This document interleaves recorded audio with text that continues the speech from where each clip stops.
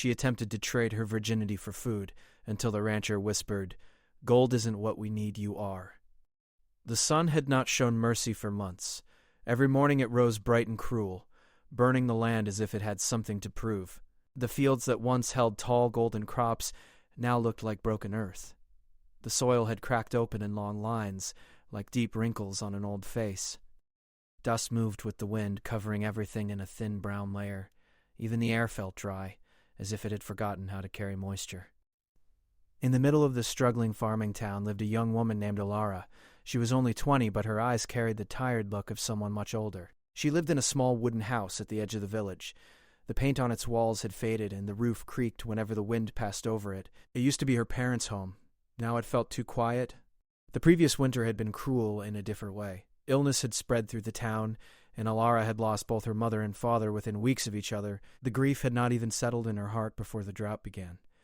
It was as if life had decided to test her strength without giving her time to breathe.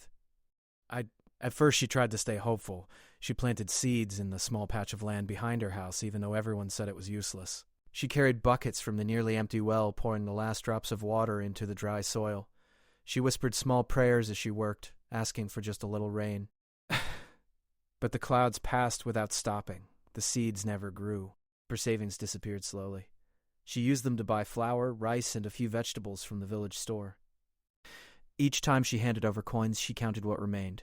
The pile became smaller and smaller until there were only a few pieces left in her palm. When the money ran out, she began selling her belongings. First, she sold her mother's silver necklace. It was not worth much, but it had been precious to her. She remembered how her mother used to wear it during festivals. The day Alara handed it to the shopkeeper, she forced herself not to cry. She told herself it was only metal. Memories, she said silently, could not be sold. Next, she sold her father's tools. The hammer, the shovel, the wooden toolbox he had built with his own hands. The man who bought them did not know their history. To him, they were just tools. To Alara, it felt like letting go of the last pieces of her childhood. Still, it was not enough. The village store owner, Mr. Bennett, had once been kind. He allowed families to take food on credit when times were hard. But now almost everyone owed him something. His shelves were half empty and suppliers refused to deliver without payment. One afternoon, Alara stood at his counter holding a small sack of flour. "I will pay you soon," she said quietly. Bennett looked at her with tired eyes. He shook his head slowly. "I'm sorry, Alara. I can't anymore. I have nothing left to give." She nodded, pretending she understood, though her stomach felt like it was twisting inside her. She placed the flour back on the shelf and walked home with empty hands. Hunger is not loud at first. It begins as a small ache, a reminder. But after days pass, it becomes stronger. It makes thinking difficult. It makes sleep impossible. Alara began to wake up in the middle of the night, her stomach burning, her mouth dry. She would drink water to quiet the pain, even though she knew the well was almost empty. 3 days passed with almost nothing to eat. She found a few wild berries near the river, but even the bushes were dry and weak. On the 4th morning, her legs felt heavy when she tried to stand. She sat on the edge of her bed and stared at the wooden floor. She tried to think of work. She had already asked every farm in the village, but the farms were failing. No crops meant no wages. Some families were packing their belongings and leaving for the city, hoping to find factory jobs or cleaning work. Alara had no money for travel, and she did not know anyone in the city. That afternoon, she walked through town slowly, watching people with careful eyes. She noticed how thin everyone looked. Children no longer ran through the streets laughing. Doors stayed closed.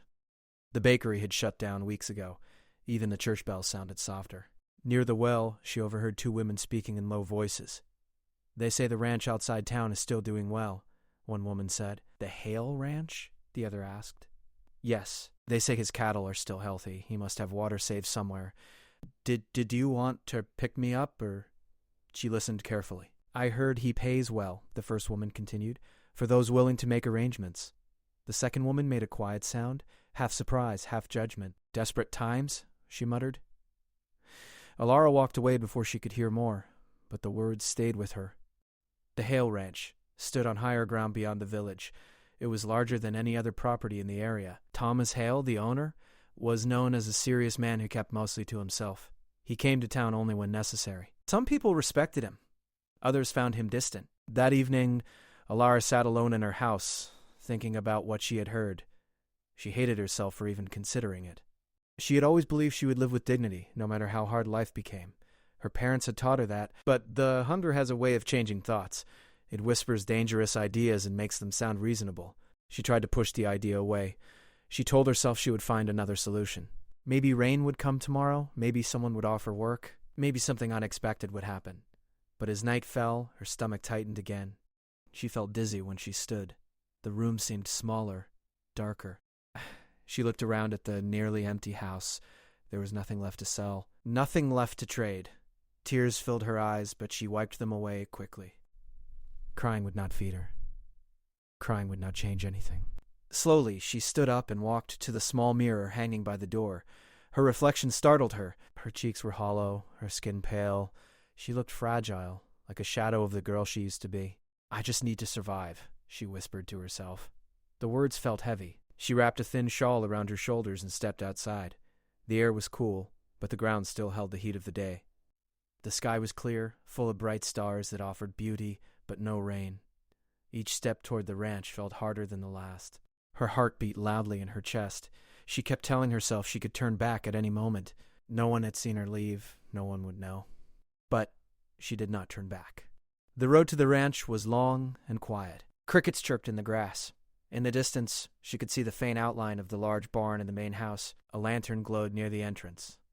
When she finally reached the tall wooden gate, she stopped. Her hands trembled. She placed one hand on the rough wood, feeling its solid strength. On the other side was food. Safety, perhaps. Or something she could not fully name. Her thoughts raced. What if the rumors were true? What if they were not? What if she was making the worst mistake of her life? What if this was the only way to live through another week? She closed her eyes and took a deep breath. The smell of hay drifted through the air. Somewhere inside the property, a cow made a low sound. For a moment, she remembered sitting at her family's dinner table years ago, laughing while her mother served warm bread. The memory almost broke her. She opened her eyes quickly, afraid she would lose her courage. The lantern light flickered gently in the night breeze. It made the house look both welcoming and intimidating at the same time. Alara swallowed hard. Then, with shaking fingers and a heart full of fear and hope mixed together, she lifted her hand and knocked on the gate. The sound of her knock felt louder than it truly was. The wooden gate made a dull echo in the quiet night, and for a second she wished she could take it back. Her heart pounded so hard she thought it might be heard from inside the house. For a few long moments, nothing happened. Then she saw movement near the porch. The lantern light shifted, and a tall figure stepped into view. Thomas Hale stood there, his shoulders broad, his face serious but calm. He did not look surprised to see someone at his gate, but he did look curious. He walked toward her slowly, his boots pressing firmly into the dirt. When he reached the gate, he studied her face carefully. His eyes were sharp, noticing details others might miss. Her thin frame, the way she held herself, the tired look she could not hide. "It's late," he said in a steady voice. "Are you lost?" She shook her head. "No, sir." She was not used to asking for help, especially not like this. He opened the gate without another question and stepped aside so she could enter. "Come inside," he said. "It's cold." The yard was wide and clean. Even in the dim light, she could see that the ranch was in better condition than any other farm in town. The fences stood strong, the barn roof looked newly repaired. There were water barrels placed carefully near the side of the house. The porch boards creaked softly under their steps. When he opened the door, warm air rushed out, carrying the smell of cooked food. Her stomach tightened painfully at the scent. Inside, the house was simple but sturdy. A wooden table stood in the center of the kitchen. A small fire burned in the stove, giving the room a soft orange glow. Everything looked clean and organized. Thomas gestured toward a chair. "Sit." She sat slowly, keeping her hands folded tightly in her lap.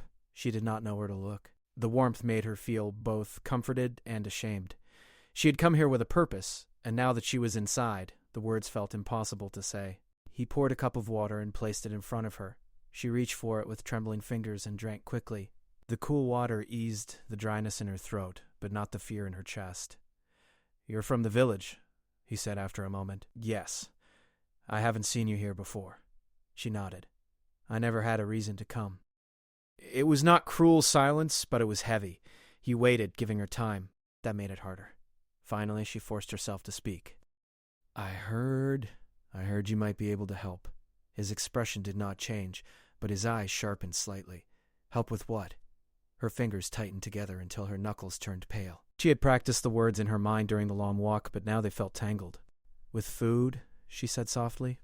Or money. He leaned back slightly, studying her. And what do you have to offer in return? This was the moment she had feared. She kept her eyes on the table. I don't have land, she said.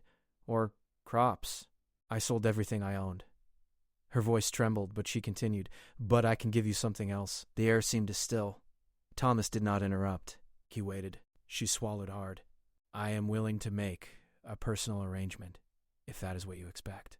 The words felt like stones falling from her mouth. Once spoken, they could not be taken back.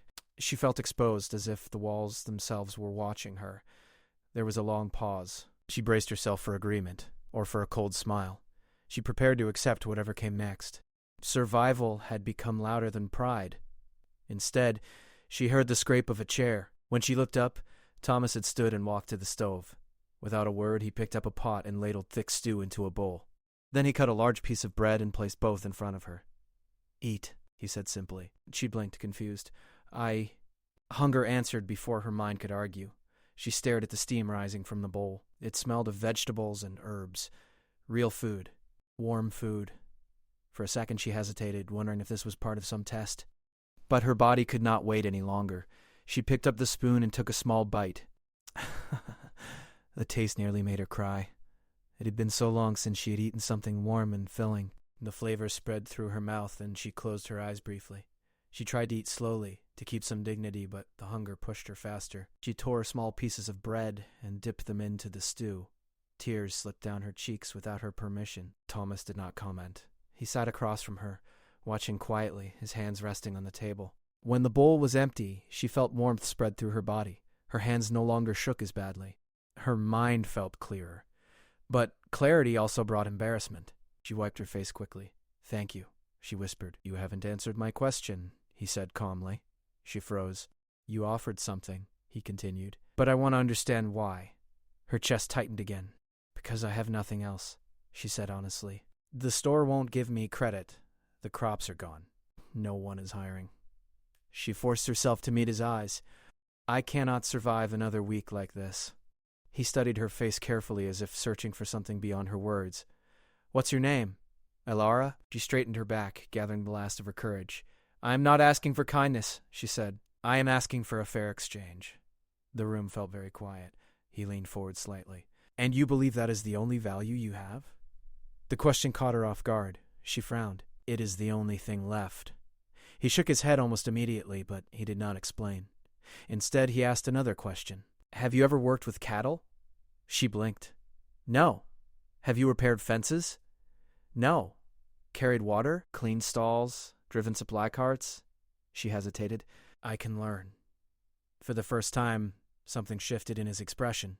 It was not a smile, but it was softer. Why didn't you come asking for work? He asked. She gave a small, bitter laugh. Because everyone says there is no work left. Everyone? He repeated thoughtfully. A silence settled between them again, but this time it felt different. Less tense. More thoughtful. She shifted in her chair. If you don't want what I offered, she said quietly, I will leave. Instead, he rested his elbows on the table and looked directly at her.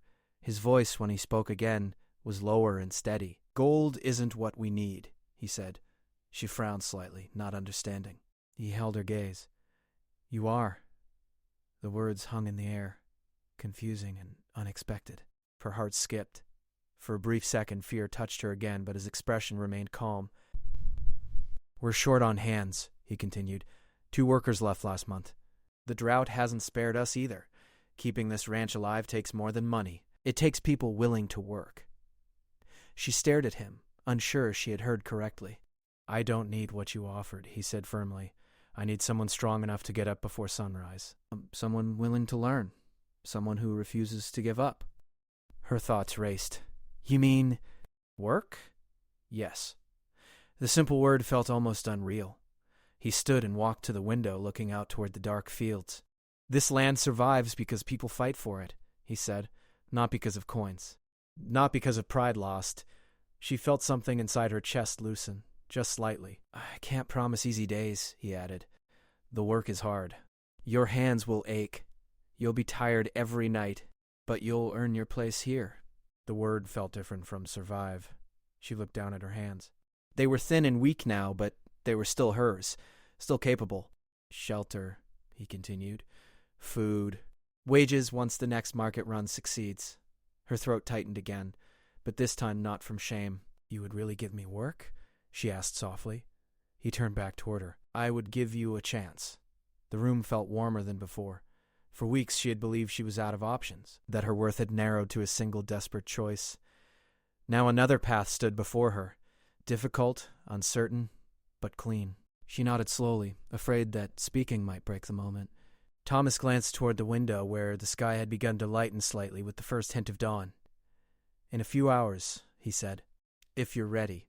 Elara took a deep breath. For the first time in many days, the future did not look like an empty field. It looked like work waiting to be done. Elara barely slept that night. After Thomas showed her the small cabin behind the main house, she stood inside for a long time just looking around. The room was simple but clean. There was a narrow bed with a thick blanket, a wooden chair near the window, and a small table with an oil lamp placed carefully on top. In one corner stood a wash basin filled with fresh water. It was more comfort than she had known in weeks. She touched the blanket with her fingertips, almost afraid it would disappear. The smell of clean fabric felt strange after so many nights in a cold, empty house. For a moment she simply stood still, listening to the quiet sounds of the ranch, the soft movement of animals in the barn, the distant wind brushing against the walls. This was real. But along with relief came doubt. What if she failed? What if she was not strong enough? What if he changed his mind tomorrow and told her to leave? Her thoughts would not rest. She lay down but stared at the ceiling, watching shadows move as the lantern outside flickered. The words he had spoken repeated in her mind. Gold isn't what we need. You are. No one had ever spoken to her like that before, not since her parents passed away. For weeks she had felt invisible, like a burden walking through town. Now someone had looked at her and seen something else. Before she knew it, a soft knock came at her cabin door. It's time, Thomas called from outside. The sky was still dark when she stepped out. The air felt colder than the night before, sharp against her skin. A pale gray light was slowly spreading across the horizon. The ranch looked different in the early morning, quieter, more serious. Thomas handed her a pair of worn but sturdy gloves. You'll need these. They were slightly large, but they made her feel prepared. The animals first, he said. They don't wait. They walked toward the barn together. As he opened the large wooden doors, the smell of hay and livestock filled the air. Inside, several cows shifted in their stalls. A few lifted their heads as they entered. Elara hesitated near the entrance. Don't worry, Thomas said calmly. They're calmer than they look. He showed her how to carry buckets of feed and pour them evenly into the troughs. The buckets were heavier than she expected. Her arms trembled slightly as she lifted the first one, but she forced herself not to complain. Step by step, she followed his instructions. Measure, pour, refill, repeat. By the time they finished feeding the animals, her shoulders ached. Sweat gathered at her temples despite the cold morning air. But something inside her felt steady. After the barn, they moved to the fences. The drought had weakened some wooden posts, and a few rails needed repair. Thomas handed her a hammer and showed her how to secure loose boards. At first, she struck the nails unevenly. Her movements were awkward. The hammer slipped once, and she nearly dropped it. Embarrassment flushed her cheeks. Instead of scolding her, Thomas simply adjusted her grip. Let the weight of the hammer do the work, he said. You don't need to force it. She tried again, this time slower and more careful. The nail slid in straight. A small spark of pride warmed her chest. Hours passed quickly. The sun climbed higher, shining brightly over the wide land. By midday, her muscles felt as if they were made of stone. Every movement required effort. When they finally paused for a short break, she sank onto an overturned bucket near the barn. Her hands were already red beneath the gloves. She flexed her fingers carefully. Thomas handed her a tin cup of water. You can still walk away, he said quietly. It won't be easy. Nothing has been easy. He nodded slightly. They sat in silence for a few minutes. The wind moved gently through the dry grass. Somewhere nearby, a calf made a soft sound.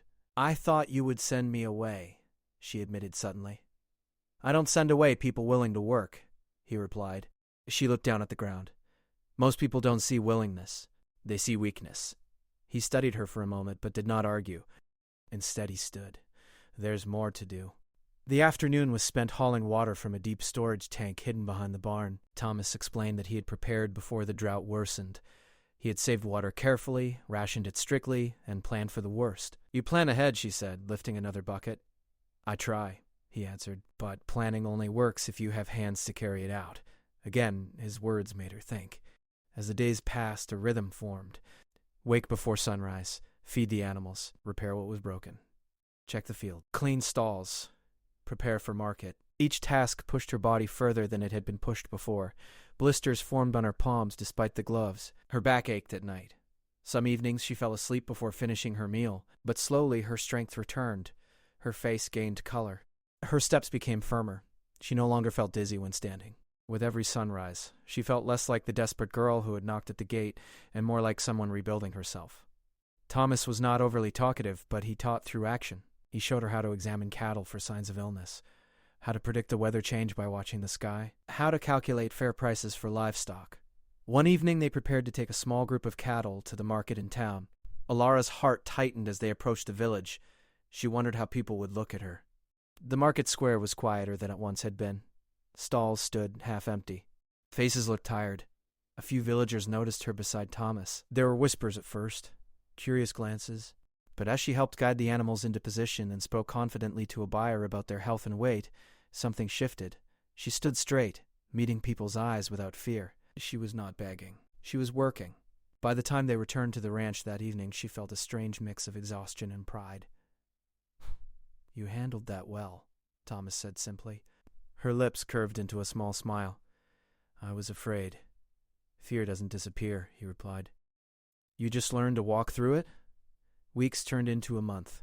The ranch slowly improved. Repairs were finished. The animals remained strong. Even the fields, though dry, showed small signs of hope after a brief, light rain one afternoon. The day the rain came, Alara stood outside with her face turned toward the sky. It was not a heavy storm, but it was enough to darken the soil and soften the dust. She laughed softly as droplets touched her skin. Thomas watched from the porch. "It's not much," he said. "It's enough," she answered. That evening, as they sat outside watching the sunset, the land looked different. Not healed, not fully safe, but alive. "Elara," he said after a while. She turned toward him. "The night you came here," he continued, "you believed you had nothing left. You were wrong." She thought about the girl who had stood at the gate, thin and trembling, ready to trade away her self-worth just to survive another day. "I forgot who I was," she admitted. "Hunger can do that," he said quietly. "It can make people believe their value is smaller than it is." She wrapped her arms around herself, not from cold, but from reflection. "Why did you help me?" He looked out at the land before answering. "Because I've seen what happens when people aren't given a chance. And because this ranch doesn't survive on money alone, it survives on people who choose to stay," he finished. The sky turned orange, then deep red. Shadows stretched long across the fields. For the first time in many months, Alara felt something stronger than fear. She felt worth. Not because someone gave her charity. Not because someone pitied her, but because she worked. Because she endured. Because she chose not to give up. As darkness settled over the ranch, she realized something important. The whisper that night had not only offered her a job. By the time the second month began, Alara no longer felt like a visitor on the ranch. The early mornings did not shock her body the way they once had. She woke up before Thomas knocked on her door. Sometimes she even stepped outside first, breathing in the cold air and watching the sky slowly change color. Her hands were no longer soft. Small scars and calluses marked her palms, quiet proof of effort. When she lifted heavy buckets now, her arms did not tremble. When she walked across the wide fields, her steps were steady and sure. But the ranch had its own rhythm, and she had learned to move with it. One morning, Thomas handed her a small notebook. "What's this for?" she asked. "Records," he replied. "Feed amounts, market prices, animal health notes. If you're going to work here, you should understand more than just the labor." She turned the notebook in her hands carefully. No one had ever trusted her with something that carried responsibility like this before. She had expected to only follow instructions. Instead, he was asking her to think, decide, and manage. That day, he showed her how to calculate how much feed each group of cattle needed based on their size and condition. He explained how spending too much could hurt profits and spending too little could weaken the animals. "Balance," he said. "That's what keeps a place alive." She listened closely, asking questions when she did not understand. At first, numbers confused her, but she refused to let frustration win. She stayed up later that night in her cabin, studying the notes by lamplight. Slowly, patterns began to make sense. As weeks passed, Thomas gave her more responsibility. He trusted her to check the fences alone.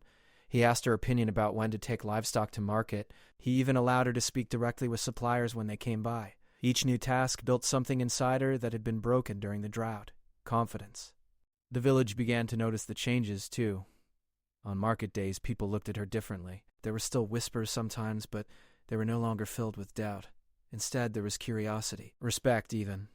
One afternoon, as she stood beside a cart of supplies, Mr. Bennett from the village store approached her. "You look stronger," he said, not unkindly. "I feel stronger," she replied. He nodded slowly. The ranch is lucky to have help. She was part of it.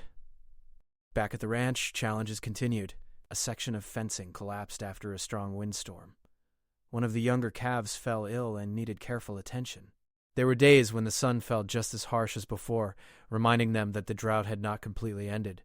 But now, Alara did not feel helpless when problems came. When the calf grew weak, she stayed in the barn longer than usual, following Thomas's instructions carefully.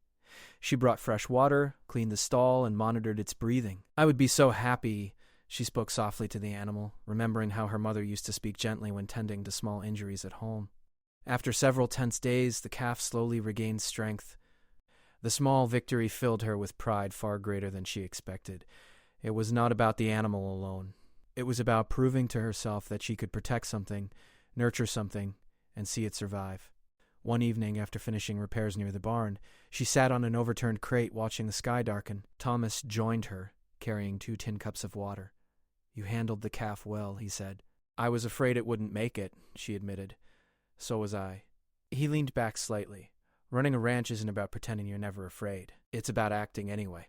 She thought about the night she had walked to the gate. Fear had filled every step, yet she had acted. "I almost made the wrong choice that night," she said quietly. He looked at her but did not speak. "I believed I had no worth left," she continued. "That survival was the only thing that mattered. Now I understand that survival without dignity feels empty. Work is hard, but it feels clean." He nodded once, satisfied. The ranch began to show clear signs of recovery. With better organization and steady effort, they increased production. A few patches of land, once dry and cracked, began to show hints of green after several small rains passed through the region. It was not a miracle. It was slow progress, but it was real. One afternoon, Thomas surprised her. "I've been thinking," he said while they reviewed market numbers at the table. She raised an eyebrow. "That sounds serious." He almost smiled. "You've earned wages these past weeks." "I've kept record." Her heart skipped. She had known she would be paid eventually, but hearing it spoken aloud made it real. He slid a small cloth pouch across the table. Her fingers trembled slightly as she opened it. Inside were coins, more than she had held in her hands in months. "It's yours," he said. For a moment, she could not speak. The weight of the pouch felt different from the weight of money she once handed over for food. This was earned. This represented early mornings, sore muscles, determination. "Thank you," she whispered. He shook his head gently. "You worked for it." That night, alone in her cabin, she poured the coins onto the table and counted them carefully. She did not think about spending them immediately. Instead, she thought about possibility. An idea slowly formed in her mind. A week later, she approached Thomas with unusual nervousness. "I want to try something," she said. He listened. "I've been saving. I think I could buy 2 goats from the next market." He considered her words. "And? I could raise them here, with your permission. I would care for them myself. Sell milk or offspring later." He studied her face, seeing the spark in her eyes. "You're thinking long-term," he said. "Yes." A pause followed. Finally, he nodded. "Use the back pasture near the small shed. It's not large, but it will do." Joy spread across her face so suddenly she could not hide it. "Thank you. Remember," he added, "responsibility grows with ownership." "I know," she said firmly. When she brought the 2 goats home from the market, leading them carefully by rope, she felt something she had not felt in a long time, ownership of her future. The goats were small and lively. She built a simple shelter for them beside her cabin. Every morning before beginning ranch work, she checked on them. She fed them, cleaned their area, and monitored their health carefully. The extra work made her days longer, but she did not mind. This was her effort, her plan. Word slowly spread in the village that Alara now owned animals of her own. The girl who once stood thin and desperate was now building something small but meaningful. One evening, as she stood near the fence watching her goats graze, Thomas approached quietly. "You've changed this place," he said. She looked at him surprised. "We changed it." He shook his head slightly. "You brought energy back to it. Before you came, I was only maintaining. Now we're growing." The compliment warmed her more than the setting sun. "And you changed me," she replied honestly. He did not ask how. She continued, "You reminded me that my value wasn't something to trade. It was something to build." Silence settled between them, comfortable and steady. The sky turned shades of orange and gold. The land, though still scarred from drought, looked alive again. Alara realized something important in that moment. The ranch had not only given her food and shelter, it had given her space to rediscover her strength. She was no longer defined by the worst night of her life.